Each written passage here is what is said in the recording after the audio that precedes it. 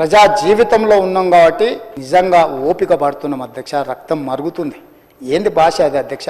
కుటుంబ సభ్యులను అంతేసి మాటలు అంటుంటే అసలు మీరు మనుషులా అని నేను వాళ్ళని అడగదలుచుకున్నా అధ్యక్ష. మీకు భార్య బిడ్డలు లేరా? తల్లిదండ్రులు లేరా? మీ అమ్మనో నీ చెల్లినో నీ భార్యనో ఈ రకంగా మాట్లాడితే నువ్వు ఇంతవా నేను అడుగుతున్న. ట్విట్టర్లో పెట్టినోని, అరెస్టును ఖండించినోని. నా భార్య నా బిడ్డను తిడితే నాకు నొప్పి అవుతుంది, కానీ నీకు ఒక ఆడపిల్లను అవమానిస్తుంటే నీకు నొప్పి కాదా? ఏ సంస్కృతిలో ఉన్నారని నేను అడుగుతున్నా అధ్యక్ష. తోడుకలు తీస్తే అధ్యక్ష, ముఖ్యమంత్రిగా చెప్తున్న ఒక్కనొక్కని బట్టలు ప్రదేశం రోడ్డు మీద తిప్పిస్తా అధ్యక్ష. ఈ సన్నాసి రండా అలాగే ఎర్ర గాల్చి తిరల మీద వాతలు పెడతాం. మీరు ఒక్కసారి చెప్పండి. నీ ముడ్డి మీద డ్రాయర్ కూడా ఉండదు పీకడం మొదలు పెడితే బిడ్డ.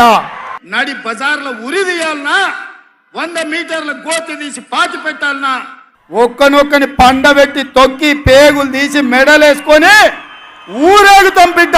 లోపల నా కొడుకులు ఛానళ్ళు ఉన్నాయి కదా అని అడ్డగోలు చేస్తే చూసుకుంటూ ఊకుంటా అంటారు. పండబెట్టి తొక్కి పేగులు తీస్తే గాడిద కొడుకులు నొక్కనొక్కని. అట్లాంటి లపుట్ నా కొడుకులకు నేను సమాధానం చెప్పను. దాని అమ్మ మొగుని ఇంట్లోనే అన్ని తెచ్చి చూపించుకోమని చెప్పు, టీవీలో వేసుకో, నాకేం అభ్యంతరం లేదు. ఓ సన్నాసోడా, సోయలేనుడా, చవట, దద్దమ్మ, దిక్కుమాలోడా, దివానగా నెత్తి మీద కాలు పెట్టి తొక్కకపోతే గుండు కొట్టించుకుంటా నా కొడుకల్లారా రండి. అట్లనే తెలంగాణ ప్రజలు అడవి పందుల్లా అయ్యా అరే సన్నాసోడా, మా కార్యకర్తలు వాళ్ళని పట్టుకొని యాప చెట్టు కట్టేసి లాగుల తొండలు ఇచ్చి కొడతారని చెప్పి బోర్ల బొక్కలు పండబెట్టి తొక్కుతాం.